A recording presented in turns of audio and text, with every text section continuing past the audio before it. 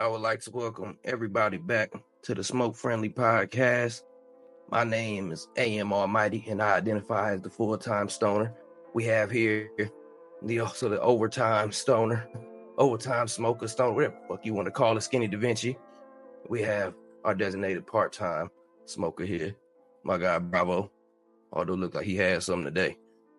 And we have our retired smoker, Miss 3.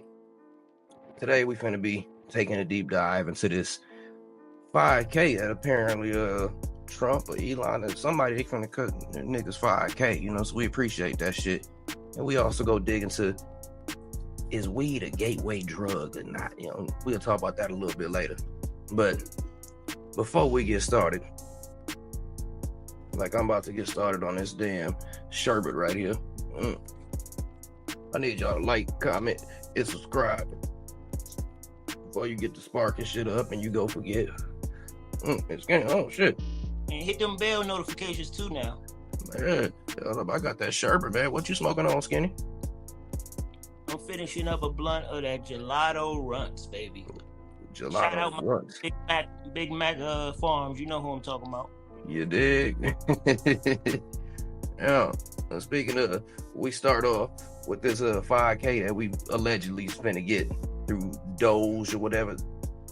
It's all a little confusing. All I saw was 5,000 going to niggas, and it wasn't no cap. Like, if you make too much or wasn't, you still getting it. So I appreciate it. So I want to know, what am I buying? No, the first thing I'm buying, not a lot. I'm gonna smoke responsibly. Maybe get like a little zip or something out of that 5. Zip is some extra loud and that top shelf. What you think his strategy is in doing this stuff? Shit, that motherfucking boost the economy again, because he know niggas go shop. Same shit with the stimulus. We gonna spend that money right back with y'all. Walmart, Target, Kroger's, Starbucks, all that. Yeah. He just buying niggas because get a nigga some money.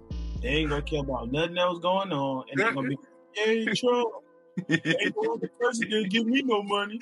It definitely feels like a little pacification. It definitely.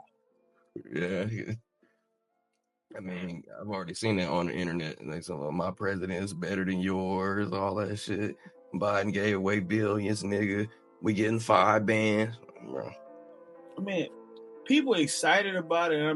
Don't get me wrong. 5 bands could go and help out a lot of things. But in the grand scheme of things, bro, 5 bands ain't nothing. Like, I know what I'm buying with mine. That could be going overnight. Real shit. Yeah, you got. I know what I'm buying with mine. A couple bills is over with.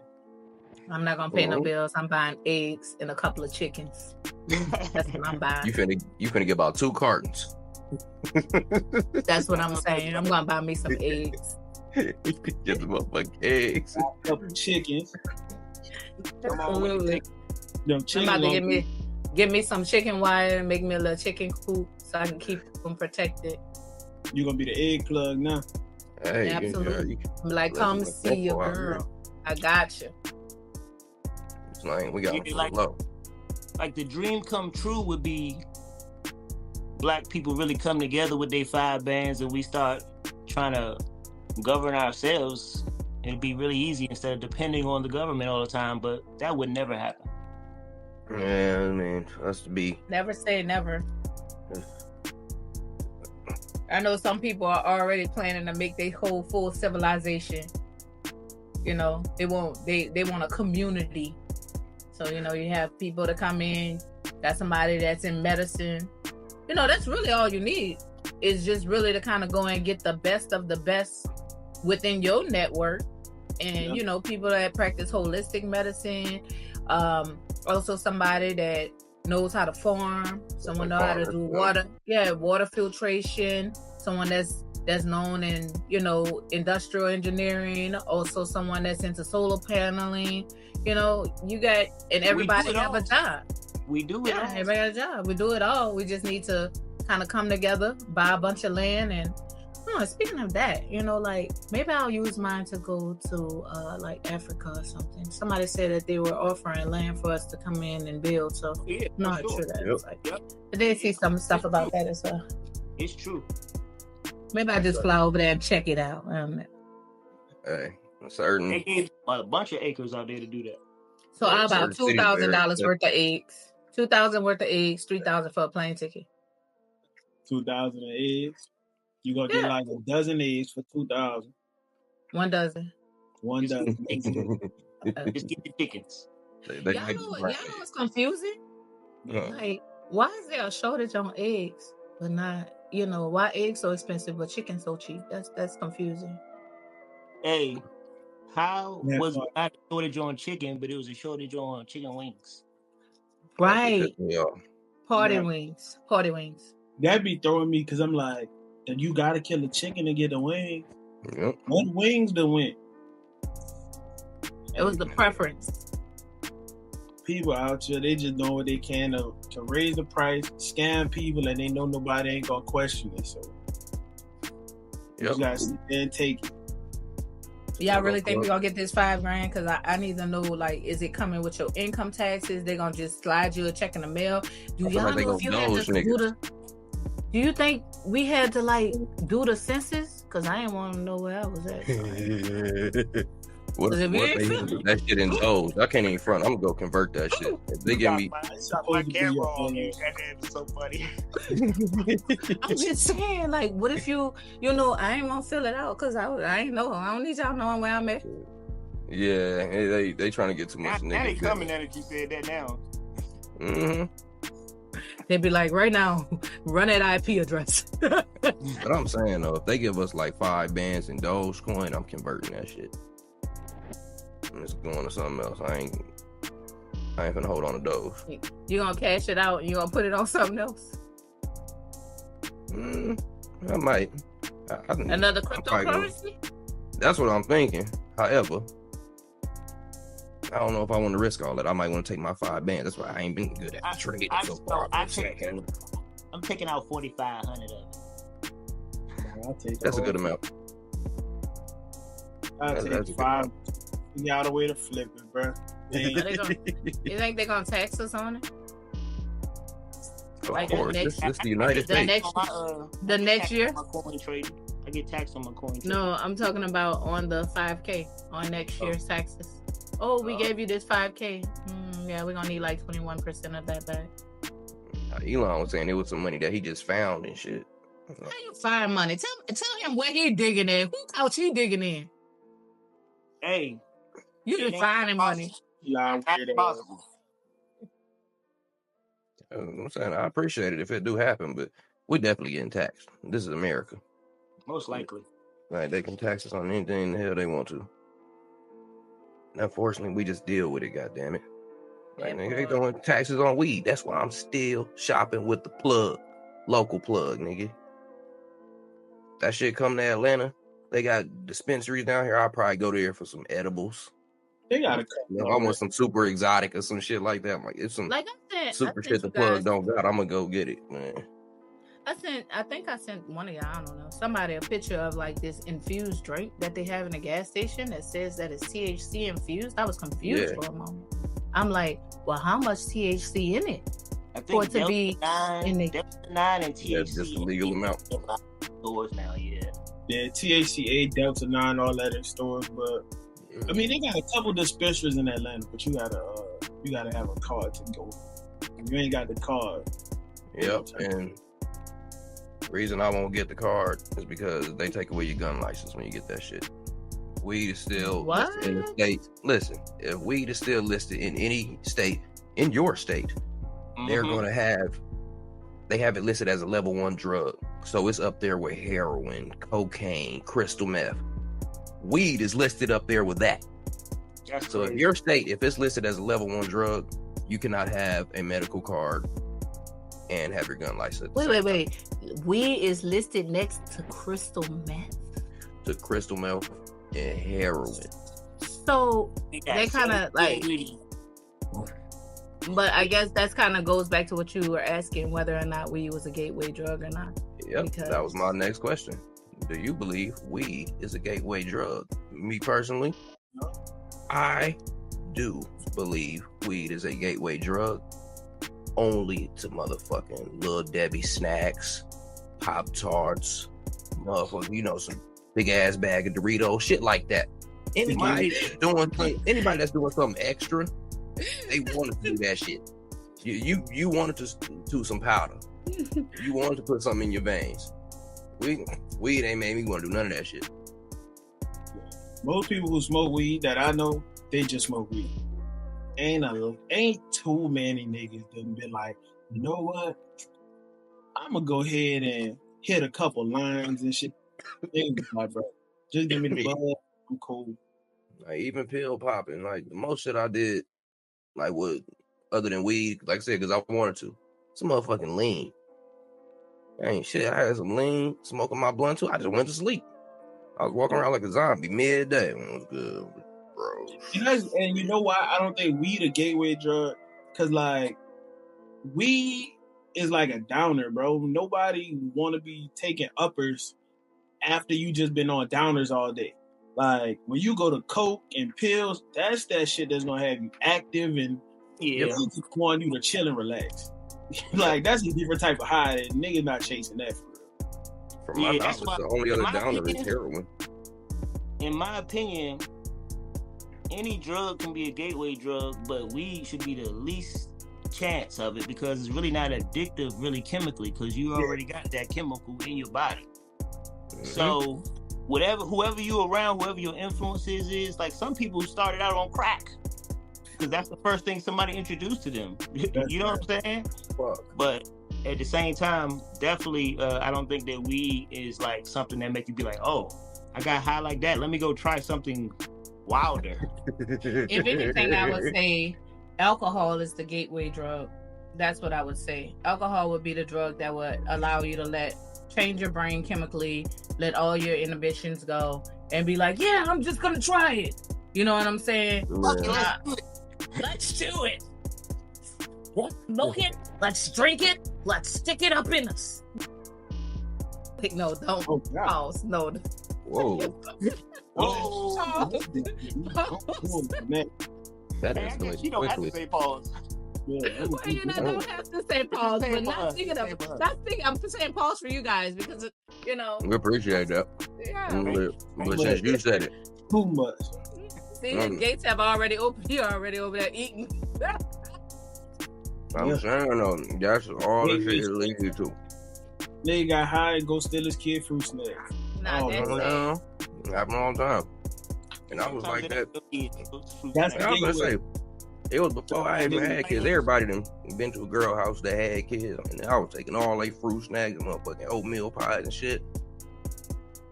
Well, fuck, I drove all the way over here. You ain't give me no gas money. And don't have no Capri Sun. Oh yeah, I'm taking the Capri Suns. That's unanimous. Man, I need the Capri Suns. You can keep the candy, but it's no Capri Sun. That shit definitely mandatory. I mean, I'm gonna say anybody that's out there preaching that weed is a gateway drug, the devil's lettuce.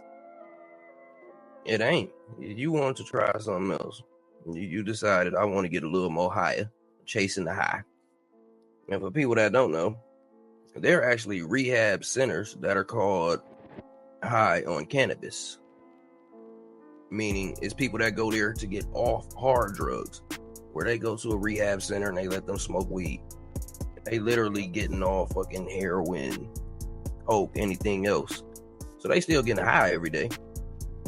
But it's on something that's not harmful. The famous Scott Storch would testify to that. He smoked weed to help him get over. Yep, he's one of them. Nigga Scott Storch, a white boy, so you know he did some hella cocaine. On top of that, he lived in Miami. Nigga. Shut down crazy. I'm gonna spark this back up. And about this shirt, but I'm smoking. I think that's what it is. I stick with the Indicas. This shit in particular is gonna have me stuck to this gaming chair. They ain't playing no game. Because I deal with a hybrid got to be indica dominant. Yeah. I need something. Let me chill and still be productive. For sure. Yeah. That's all I need. I mean, it's just that focus. That's what I've been needing and shit. What's the most you ever smoked in a day? Oh, one of my shit birthdays. I probably didn't keep count on. One of my birthdays, I smoked an ounce of Purple Haze. You went through a whole ounce in a day? Yeah, I was rolling all them. You remember the Phillies, the big Philly blunts back in the day? I was slicing them, but no. Yeah, I was slicing them, but we rolled them about just as fat as how the Philly was before we hit them. That's one of the similar. I only did a half though. If I had to think about it, it was a half. And that was in a blunt. 1 month. But that shit burnt for damn near 2-3 hours. It was just me and one other person smoking that shit in the studio. Yeah, I say collectively, me and a couple people that probably burned through like half a zip in a day. By myself. I had a little help too. Yeah, I would say by myself, maybe somewhere between the 1/8 and a quarter. Like, I be on parlay. I could take like 1-2 blunts, and I'm cool for the whole day. I don't really need to. How people be chain smoking blunts, I can't do that. I'd be alright after like. That's what I talked to 3 about this, about what the smoke friendly retreat is gonna be like this summer. Oh Lord. Me and Skinny more than likely gonna be them chain smoking ass niggas. As soon as one go out, like, hey bro, you roll up another one. When we vacating, it's cool. When I'm busy, when I'm busy, I don't smoke as much. Like I might smoke 1 blunt or 2 blunts on the day that I'm busy. But when I'm to relax and chill, I'm getting down. Yeah. Now I say on average, it's probably like 4 or 5 when it's one of them days. I don't gotta do shit. I'm just chilling, whatever. It's gonna be 4 or 5. On the day I go to the studio, bro, well, you know how I rock. I don't invite a bunch of people. So it's just gonna be me, Bravo, the engineer, whatever. Like I roll dolo. But I done brought like 3 blunts with me. I done smoked one on the way here. I'ma smoke one when I get there in the damn booth. I'ma smoke one when he mixing. That's it. Hey, what's the one thing that y'all do when y'all get high? Like sometimes when I'm trying to create a new idea or something, I'd be like, man, let me smoke a blunt real quick, put on my thinking cap. What's something that y'all do? Y'all get high to what superpower does getting high do for you? Like, what's your weed superpower? For me, writing. So many. There's so many. For me, writing is number 1. I can pen the paper so easy. It's like the storyline is there, words they just come. I create. It's that part of the brain. More creative. Yeah, definitely get a little bit more creative, and I can write. Ideas just start to jump. Like they jump right off the page. I can see them play out as if it's a movie playing in front of me. Yeah, I think my superpower. I have the greatest naps.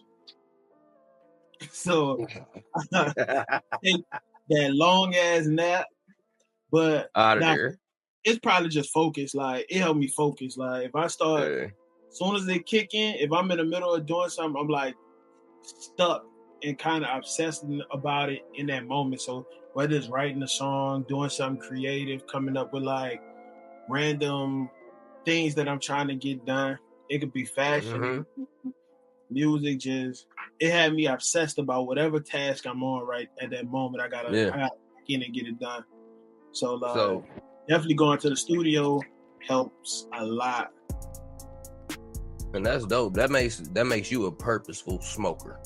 Like you're doing this shit for a reason behind it. You're not just smoking to just be smoking. Most niggas just wake up and this is how I start my day and shit. You taking that shit like, nah, I'm finna get in the studio. I always say that there's 3 reasons why people smoke, even though we haven't crossed the 3 for 3, but there is 3 reasons for why people smoke to me, and that's because they feel like they deserve to. or they need to. So I deserve to. I've had a really productive day. You know, I'm gonna wind down and I'm just gonna smoke because that's my reward to myself. The other is I need to. I'm about to punch in her face. I need to smoke right now. My nerves is bad. You know, something like that. Or they just want to. So I think what it really boils down to is just that you just want to. You don't need to. You don't deserve to. But if you want to, you do. So it's like when people ask me like when I stopped smoking or why did I stop smoking or how did I stop smoking, I always told them it was just like if I want to, I just will. You know, I don't need to and I don't feel like I deserve to. So yeah. That's fact. And I mean, everybody got their vice. So I feel like whether you drink or smoke or whatever it is, like if that's your way to unwind, with somebody, grab a little cognac or something to end their day or whatever, grab you a J and kick back. Because I'm pretty sure weed done saved a whole bunch of lives. Yeah. People get mad. Like, sometimes when I'm upset, I just smoke a J and I be like, you know what? I'm going to let this go. Yeah. For real. It don't even be worth that shit, for real. Relax. I'm gonna tell you though, real talk, a lot of the times when I smoke, it's because I just like playing with the smoke. Like I be blowing okay. Different little they say that. They say some people really be caring about getting high. I just be like, yo, this look cool if I like this. Oh, you're addicted to the smoke. Some people are addicted to the flames. I'm addicted to the smoke. It just be like, sometimes I smoke because I just be wanting to, but there's other times I'm like, there's weed, I'm bored, let me play with the smoke. And that's I do it for activities. Like if I'm going to the movies or some shit, like I'm gonna smoke first. I'm going to the movies, I'm going out to eat, some shit like that. Like I have to smoke first. Most of the time, like low key, if I'm going out and I'm smoking, it's marketing basis. Like I'm going to the club, I might bring like 3-4 joints with me, and I'm not a nigga who, when I pass it, I want you to pass it back. Because 9 times out of 10, I don't know where your mouth been. It's like that's a gift. I'm gonna pass it to you while you smoking. You be like, "Oh, my mask hit." Yep, give it to him. And while y'all doing that, I'm gonna light another one. And everybody be like, "What the fuck was that? Where the other blunt came from?" Then I pass that one this way, and then pull another one out. And it just be like, yes, do that. And then I go to the studio, and then I smoke in the studio, like 2-3 joints in the studio. I probably leave one. If I don't smoke all of it, I'm gonna just leave it with the engineer here, bro. This for you. And go tell me back.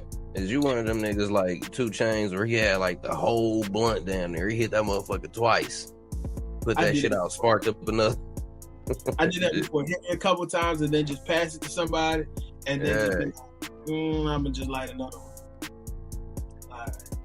Cause I feel like, bro, people be stingy with weed. Like, if you roll skinny ass anorexic blunts, he don't trust you. I don't trust you. No, you said you don't value your life. That's what you said. I don't think that's true, man. You know, I don't think that's true because I roll joints that just big enough to get me high, but I think I like the whole. I think I like chain smoking almost, like because I like the whole. Because you like, but that's by yourself. I smoke by myself too, bro. Like, I do smoke by myself. Yeah, so it's like you roll whatever. Definitely rolling a fatty. Yeah, that's what I'm saying. Like, if you know, y'all can't talk, just so y'all can't talk about me. But I'm saying, like, if you know we about to have a session, don't be you roll a little skinny pencil ass blunt, because now you being stingy with weed. That mean if I can't trust you with something as insignificant as a blunt, bro, I know if something real go down, you not gonna be trustworthy. I can't share nothing with you. You're not gonna look out for me. Like, I stopped using grinders when I smoke with other people. And like, cause grinder, you know, is my shit. Cause I like my shit to burn like a damn cigarette. You know, I ain't gotta put it out. Like keep lighting and shit. But when I smoke with other people, we go roll our shit big. So I'm like, I'm using my fucking fingers.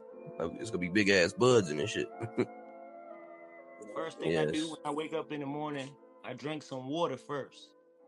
But then I smoke to get an appetite because I don't be wanting to eat breakfast, man. I gotta smoke first to get an appetite in the morning for some reason. You know, I hear that the breakfast thing is a myth.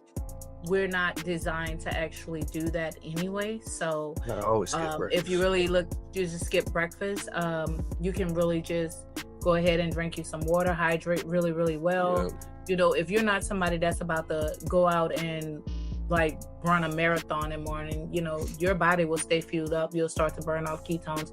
By the time you reach, I think I want to say the 12th or 13th hour of fasting, by the time you get to the 17th, you know, I don't want to get too deep into that stuff, but yeah, look it up, like intermittent fasting. And I naturally do that too.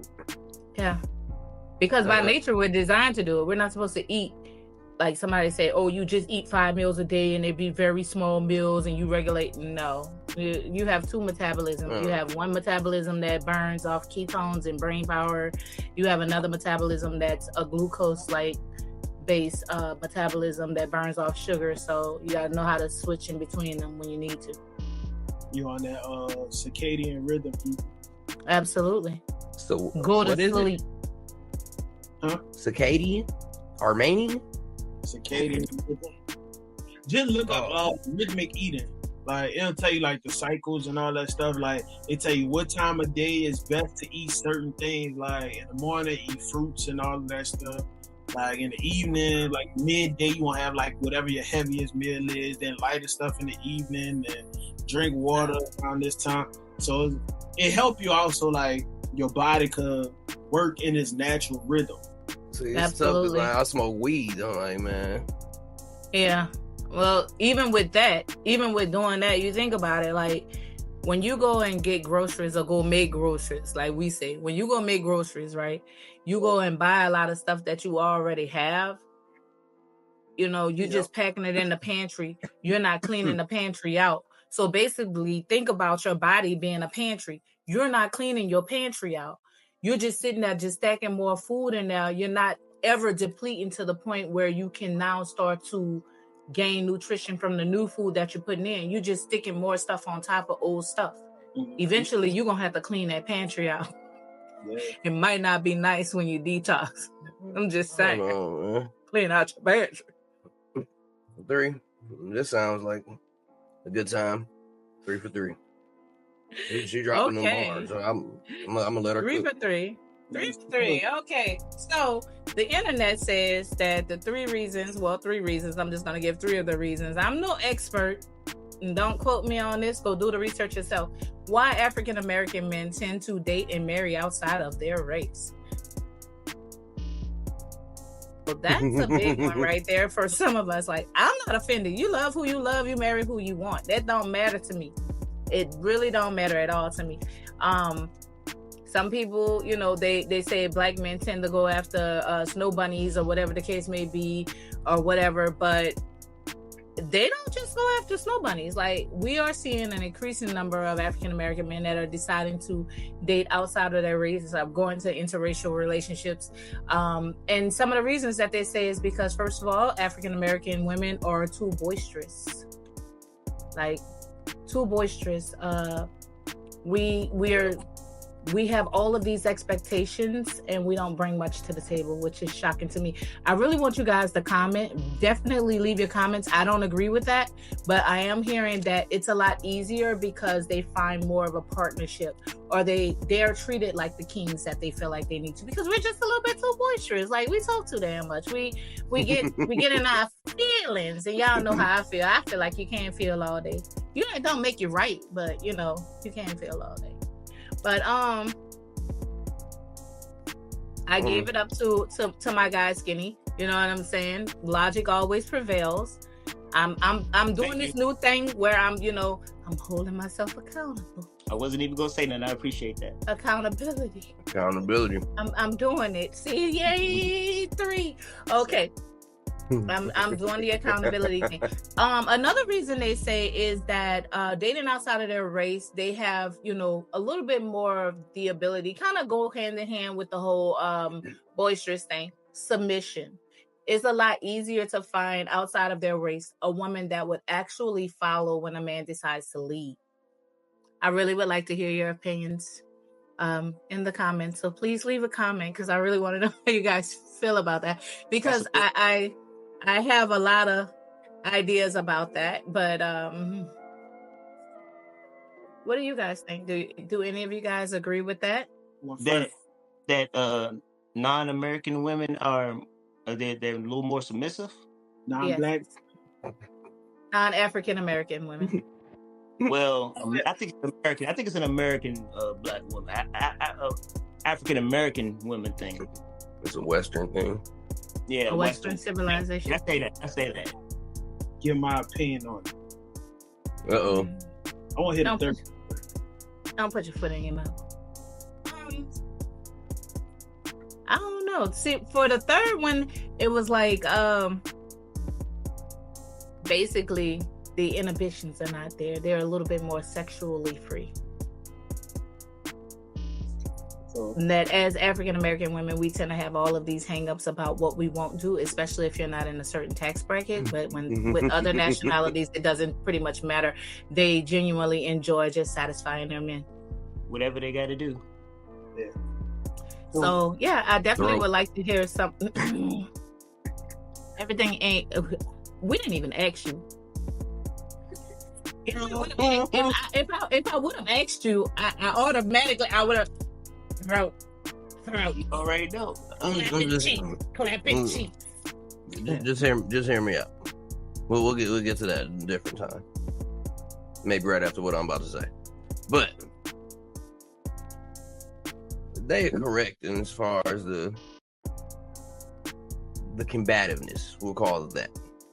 Not all, but maybe some. No, yeah, not all. However, I will say I've dealt with combatives in my life. And it's not always bad. Is that a word? You're somewhere in the ballpark. It's not always bad. What's good about it? The makeup. Throat. The growth. Because I'm sorry, you have to grow from every argument. If you don't, then it's toxic. Tennessee is a problem. Well, get the fuck up out of there. Like, it got to be makeup with a purpose. Like, yeah, we learned something from this. Now we finna have raw sex. Throat. Whoa. But that's where I stand on it, 3. Thank you, AM. Thank you. It's always a pleasure to hear your perspective on things. I'm just saying. Voice of reason. Bravo. What do you got? I ain't really got nothing. I feel like people, they date outside their rate because they want to. That's right. We want to touch on what you had said about like the bringing to the table. They feel like black women don't bring nothing to the table. This is an argument I've been hearing online a lot. Black women say everything they bring to the table, but none of what they say they bring to the table is companionship. None of it is partnership. Intimacy. Everything they say is stereotypically what they hear from sucker niggas who be like, I lead with money. They be like, oh, I got a good job. I got 5 degrees. I got my own house. I got my own car. That's cool, but are you a good partner? What's your personality like? So when they say that bring to the table shit, I just be wanting to know if all you have to bring to the table is your degrees and your job, I'm cool on it. I bring the table. What do that mean? What that mean? Full package, personality, intelligence, friendship, companionship, intimacy, all of those things. I'm bringing the whole table.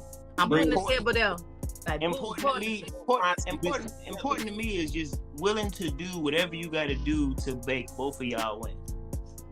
That's it. That's all I be caring about, man. Like all that extra shit where niggas be in competition with their girl because she got a good job. The girl using the niggas whatever they got going on.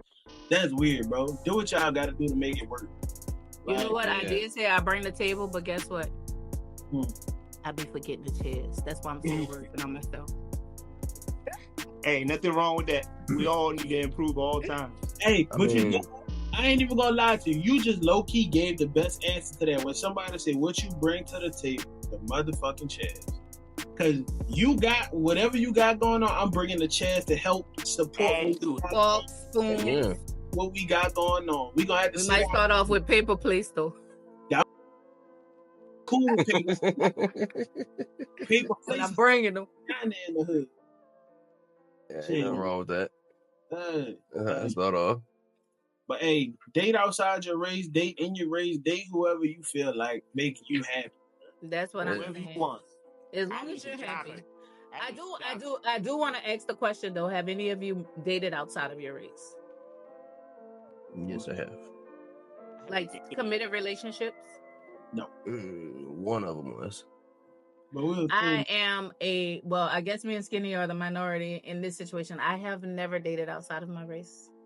Mine wasn't. And it's not because I just didn't. I guess Mine. proximity, or I just didn't. Don't know. I'm open to it, but it just never. I would happened. say, from doing, I mean, the snow bunny thing never was me. You know, shout out to Umar, but it was always the Hispanic. He likes the mamacitas. As soon as she say papi, Aye, papi. It is over with. you know what I'm And she's saying? ready to slide on in something. Let me man. But it's nothing like a black woman. Yeah. Right? It's nothing like a black woman. Like, I'm talking about the smell of y'all damn flat irons, Yes. little shit oil y'all be putting on and shit, lotion. But a baby. Shame, baby. That's my baby. Mm-hmm. Ooh, when your girl throwing that bonnet at night, nigga, What? you know what's on. That bonnet? Yes, sir. Mhm. That's my thing. I love black women. Yeah, man. I like a woman smell like skin so soft.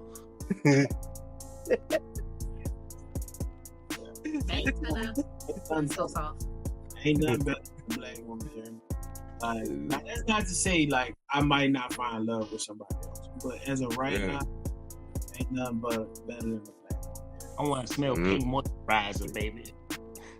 That pink. He wants to smell pink moisturizer. Pink This one moisturizer. wants to smell shea butter and hot. What you said? Hot combs. Yeah, shape. Man, them damn flat irons. Girl, all that that shit, yeah. Yeah, That curl joints. Yeah. Smelling like Blue Magic grease up in the house. Yeah. Little burnt hair in it too. Like, that smells good, baby. All that. I need that. I need. Hilarious. Hey, all right, but let's jump on something else here. How do y'all feel about rekindling with exes? Pretending what? Ain't nothing to read. Want me to set them on fire? That's what you asked me. That's what I'm talking about. What we rekindling? Ain't nothing. She said reignite. You would reignite. Ain't nothing going on. Let's just say no. It's three answers you can give. Either a hell no, only for a smash, possible relationship. Well, I'll go first, man. All right. I think if things didn't really end on a really bad note, like cheating or something like that, then I don't see why you couldn't rekindle with ex. You know what I'm saying? It might have just been bad timing the first time. You know. So you would rekindle for a relationship? For sure. All right. You know, a lot of people have that one that they feel like would have been the one. What if you had another chance? You know what I'm saying? I married mine. That was the one time I spent the block. Never again. And I don't know. I don't know. I feel like my exes for a reason. Like, even the ones that we ended on good terms and everything was cool. You did like, I'm cordial with you. Like, you can hit my line. Everything cool. If I see you out, we cool. Like, I don't know what you could do or I could do to make me want to be back with you. Like, because clearly we stopped talking for a reason. Even if we both grow, like, and we aligning back on what we aligning with, I don't think we gonna do it again. Question though. I don't know. Would you smash though? Depending on which one, yeah. Depending on the one. So I couldn't smash none of my exes because my stuff too good. They ain't gonna want to be exes no more. Anyway, I'm gonna keep on moving. Oh my god. Me, those will be the ones that I don't smash. The ones that I fear that if I smash, I'm gonna want her again. Me, I don't even take them chances. I'm with Bravo. Like when they exit for a damn reason. Even if we good terms, any of that shit. You're not even on my Instagrams, Facebooks, none of that shit. Oh, bitch, you can't text me. Nothing. It's over. I'm not mad at you. I don't hate you. I want you to live good. Yeah, like go live life. We separate. Hit me up. We could whatever, but it's just not going down that path. Yeah. Cause we getting it terribly, bro. Don't even look my direction. I feel like after a breakup, there's probably like a 3-month time frame where somebody can really spin the block. Nah. I feel you. Nah. I still hate you after 3 months, depending on how bad the breakup was. After 3 months, I would still want to punch you in your face after 3 months. I don't put no time limit on it because, let me say, there's some people that after a while have hit me up and it was like, I know I can spin a block and make something shake. And it's been a minute. But it's like, why? Like, what's the point? And this was before I even got with my girl that I'm with now. Somebody done tried to spin a block and I was just like, okay, maybe, but no. Every time I run into one of my exes, they hurry up and spin a block. Hoping I ain't see him. It was like, I made it out alive. I ain't going back that way. You know you ain't supposed to be 100 people for warm me. That part. Why you even over here? Y'all check and make sure she ain't got no rope. That sounds like a hostage situation. It definitely was. It definitely was a hostage situation. Oh Lord, there you go again. But is he gonna remember? No. I'll just say my part. No. That's what I'm about to say. Hey, don't. What'd you get? Well. Yep. What'd you get from this episode, though? All right. What I got from this episode. When you have makeup sex. Wait. When did we talk about that in this episode? Oh, never mind. Keep it going. Listen, okay, this is what I got from this episode. Okay, I'm listening. When you have makeup sex, throat is always included. That's it. She was wrong. Never said that. Okay. I didn't hear that either, bro. I swear I didn't. Sure. No. Right. Like this is a commercial. Batteries not included. I'm sorry. Go ahead. Let's keep going at this point. What else you learned? You only hit your ex if they had an STD test. What? Yeah.